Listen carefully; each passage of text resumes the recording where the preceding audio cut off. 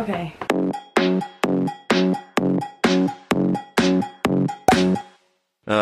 So I'm a mess right now. I'm not going to show you because no free feet, but on the top of my toe I have a huge gash because I rolled a suitcase over it yesterday. The back of my ankles are completely sliced open from blisters from my shoes from walking around the parks. I'm just a bit of a mess. I'm going camping in literally an hour, and when I say I'm a mess, I genuinely mean I have suitcases all over my floor. Nothing is unpacked.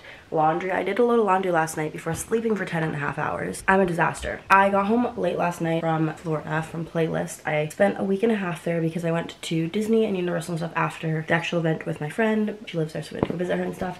But a lot of stuff happened, I feel like, this last week, and I've kind of had the time to now process it, and I thought I'd talk about it. I made a list on my phone on the flight yesterday, actually, of all the stuff I wanted to talk about and the truth of what actually went down in Playlist Live 2022. So if you went to the event, you would know a lot of this stuff. Not all of it, but a lot of it. If you didn't go to the event, then you wouldn't necessarily know a lot of this. A lot of it got shed online, but not details, just kind of like people who went to Playlist for the first time said it wasn't what they expected it to be, and people who had been in the past said it wasn't what it was in the past. So I thought I'd kind of just talk about everything, about the problems, the good stuff, the bad stuff, and what we personally talked about and had a discussion about with someone who's in charge. So I have a huge list of stuff here. I'm gonna quickly go over it. I don't want this video to be 1,000 years long. This is also not me complaining about Playlist. This is not me complaining about the event itself. I had a super fun time. I got to hang out with my friends, got to meet a bunch of new people, made a bunch of new friends. So it was fun, but it was definitely a lot more intimate than it has been in the past. I'd only ever been to one Playlist. It was Playlist Live 2022.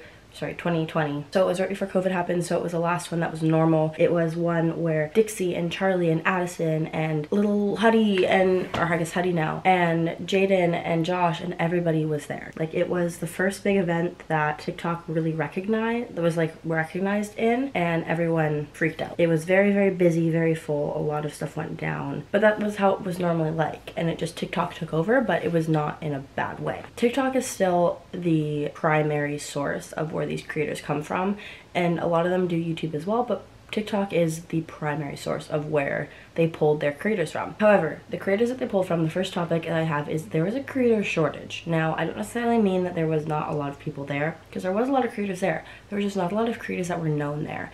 And I'm not just saying this from personal reasons that there wasn't a lot of people that I know, because yeah, I follow people on TikTok, yeah, I'm relevant in that scene, but I also don't, I work a full-time job, I'm 23 years old. I don't necessarily fangirl over these TikTokers and the hype house people, and although I know that's not a thing anymore, that's the kind of stuff that I know, but I don't necessarily follow a lot of this TikTok stuff that a lot of other people do. I still know a lot of names, and the names that were there, I had no idea who they were. I didn't know who they were. My friend, who's a completely different demographic of me, didn't know who they were, and my other friend, who's also a completely different demographic, who lives in Florida, had no idea who they were. So the three of us were walking around that person looks familiar, I think I've seen my For You page, don't know who they are, and we'd search them up and they'd have a bit of a following, but the difference between having a following that would attend the event and not is huge. The thing is, you can't just look at numbers with these kind of things, because this one person could have this one viral video, everyone thinks they're absolutely attractive and hot, follows them, and then they go MIA. But since they have a following, and since they had that one viral video, they got invited to the event. So everyone's like, oh, that's so relevant right now. The corn boy, they could have invited the corn boy. This is so relevant, so yes, he would have been noticed, and yes, it would have been a little bit of a different situation because it is something that's current. But say corn boy happened 8 months ago, it's not going to last that long. It's something that has a short lifespan, doesn't have a very long shelf life of being relevant. So yeah, sure, the audio might go around or whatever, but it's going to fade out. The whole trend's going to disappear in the next couple upcoming months, and then it's going to be oh, that guy was a corn boy. Anyways, moving on. It's not going to be oh my god, I want to go meet him, I want to go to his panel, I want to go to his meetup, I want to go watch him on the main stage. And that's what I think they struggled with, is they invited these people who they thought would draw a crowd because they had this huge viral video, and it didn't. Nobody bought tickets to go see them, because I'm not going to go buy a ticket to see someone that has one nice video. People want to go meet people who have a long shelf life, who they've supported as not only a person, not only their content, but a person. And I feel like that's kind of where they struggled, is they invited a lot of people that shouldn't have been invited, and going along with that is there's a lot of people they didn't invite that they should have. And I get it, these big creators, Charlie, Dixie, Chase, they're not gonna come, God forbid, Nessa and Jaden, they're never gonna show up to these events again. And I respect that and I get that, but look for new people to replace them, and people that make sense, because there's people that have a following. For example, I just want to shout out to Carter. This is Carter. This is me and Carter. He's an actual angel. We saw him the entire weekend. He was not a featured creator. He has 5 point something million followers on TikTok, but he was not a featured creator. He was not invited to anything. He ended up getting into a couple things, but like we felt for the guy because we were standing there talking to him, and these people are coming up and asking for pictures, but he's not a featured creator, so he's not allowed to go away and go into a secluded place where only creators can go, where he cannot be mobbed. But he's also not allowed to go in the lobby because he's going to be mobbed if he goes in the lobby. So it was like he had the same pass that me and my friends did, which gave us access to the event, but nothing only for creators. So he was allowed to do anything in the event, but then again he wasn't, because even though he had the same pass as us and technically was a regular paying customer, he wasn't allowed to because he could cause a mob and cause a scene. It was just chaotic. He's just one example. There's a lot of people that should have been invited. Like, there was not a single Disney influencer there, and if you think about where it is, it's in Orlando, Florida. The travel destination of the world, like the theme park destination of the world is Orlando. They have Universal, they have Disney, they have Busch Gardens is not that far away in Tampa, they have SeaWorld, they have something else they have too. They have so many things there. You can go to all these different parks like in a span of a day and a half. Like, you can drive from point to point and you can go to all these different places. So obviously there's a lot of like influencers that are to do with theme parks and Disney and Universal. Not any of them were invited. There's a lot of big names that, like, I know, I'm a Disney fan. Clearly I have a Disney tattoo. Like, I'm a Disney fan, so it's something that I follow and I know, but like I follow, my parents follow. We're a huge different demographic. Like, I watch the same people that my parents watch sometimes, so they clearly have a bit of a following. You invite these people to this event, there's going to be locals that are Disney fanatics, Disney annual pass holders that love these people that are going to buy tickets. Take note on this. Look at who is coming and who's going and who's all this stuff. Like, these people, to invite them to the event is costing you a piece of plastic. Literally, that's it. You don't even have to put them up in a hotel room because a lot of them live in the area. So you could literally say, hey, would you like to come to Playlist Live on Saturday? You can come and do a panel if you'd like. You can attend the event, period. This is a hotel if you'd like to book. We have a group rate, but you don't have to stay because all of them are within driving distance for the most part. There you go. It doesn't cost them a room night, which you can definitely give away anyways. Like, it's not going to be the end of the world, but it draws in a crowd. You can make them a featured creator. You can promote them as they're going to have a panel. Have a Disney vlogger panel. I would like to attend that. Have all these people, invite 6 creators and have them come in and talk about vlogging in Disney and vlogging in theme parks. Boom. There's a panel right there for you.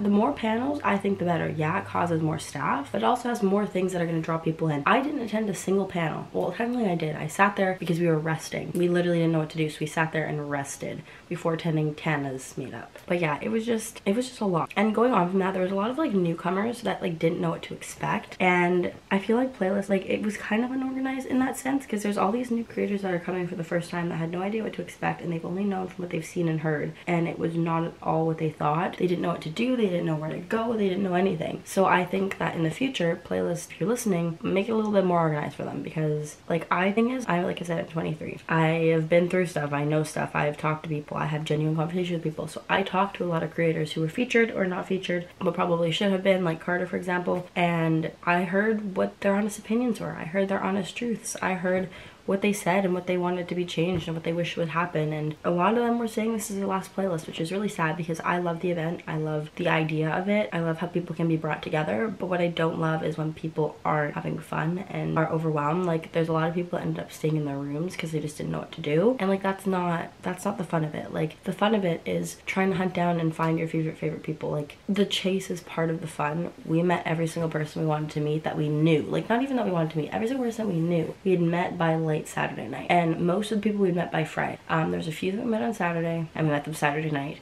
and it was super easy, and we met them and had long conversations. We saw every single creator that went to that creator party that came back absolutely intoxicated, funny, laughing, having fun because they had an open bar. So I'm back in the golf carts, so Tana and all of them, and it was just us out there, and the only reason we went out there was because we wanted someone to buy us free ice cream, which worked. We got free ice cream. Shout out to Tarayami and shout out to Mario. It was good ice cream. But yeah, I feel like it was just like I said, it was just a little bit unorganized, and the newcomers didn't really know what to do. They're like, is it normally like this? Like, I feel like it was different than normal. And we're like, every single time told them, yeah, this is not what it normally is like. People were bored, and that's the truth behind it, is people were genuinely bored and they didn't know what to do. And I don't know if it was, sorry, I'm reading my list and talking at the same time. I don't know if it was like a lack of tickets being sold or what the whole issue was. And I understand there's like COVID rules and stuff still in place. I mean, Florida, I don't really know if that's a thing or not, but I know that events, like, they're not selling as many tickets as they normally have in the past because they don't want to cause mobs and like the whole 9 yards. I get it, like, I get it. yeah, I don't know if it was a lack of ticket, but there was not a lot of people there. Although mobs aren't fun, part of the fun, and it's part of the experience. The last thing I want to touch on is about the meetups, but I really have to pee, so I'll be back momentarily. Hi, okay, we're on the ground. The lighting is awful. Let me open the window. This is terrible. Any better? Oh my god, it's too bright. I'm blinded. Boom. A winner. That hurt my freaking ankles. Anyways, moving on, the last topic that I kind of want to talk about is the staffing there. Now, don't get me wrong, I don't want to put everyone in the same umbrella. I have always been that kind of person. I don't want to be the kind of person that, like, everyone's the same. Everyone's different. Not one person can make or break something for me. I'm not going to sit here and be like, this one person ruined an experience for me. They can ruin a certain situation or experience for somebody, but I'm not going to be that kind of person that's like, because this one person was awful, I hate the event. No. Basically, here's my thoughts and opinion. Playlist staff this year has some interesting people. Now, don't get me wrong, there was some magnificent people there. Some actual angels, some sweethearts that want nothing but good in the world.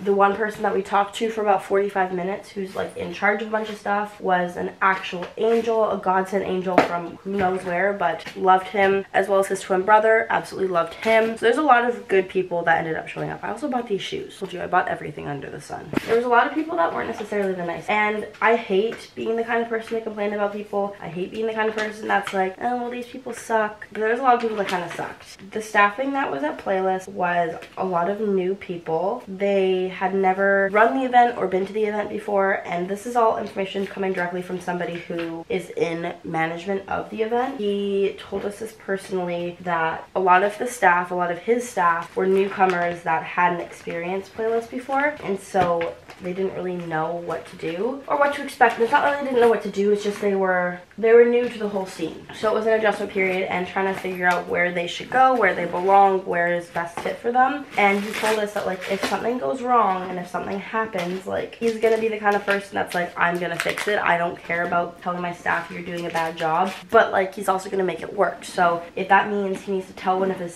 staff that, you know, I think you're tired, you need a nap, why don't you go up to your room and take a nap for a little bit, he's gonna do it, which I thought was, I respected a ton. I love that he said that. I love that he said that he's here to support his people, but also do it in a way that is best for everybody. So he seemed like a really good, genuine guy. So shout out to him and his twin brother, who was really, really fun the night before. He was outside running golf carts, and we were actually talking to him for a bit about ice cream. Both great guys, but we told him for 45 minutes. And so all this stuff that I'm telling you guys, we've also told somebody in management of Playlist. We weren't going to talk to him, but we were walking by and we saw him and he asked us a question, and we're like, you know what, since you're here, since we have you here for a second, why don't we talk about this? So we discussed it, and he's now aware of a lot of stuff. He actually made some changes right then and there with a couple things that weren't up to par, you could say, to do with the people running certain meetup. The meetup situation was a little bit unorganized, and they kind of sorted it out quite fast when we talked about it, because some things that were going down shouldn't have been going down. So he went ahead and he changed some stuff up. So there was the first meetup of the day that lasted 2.5,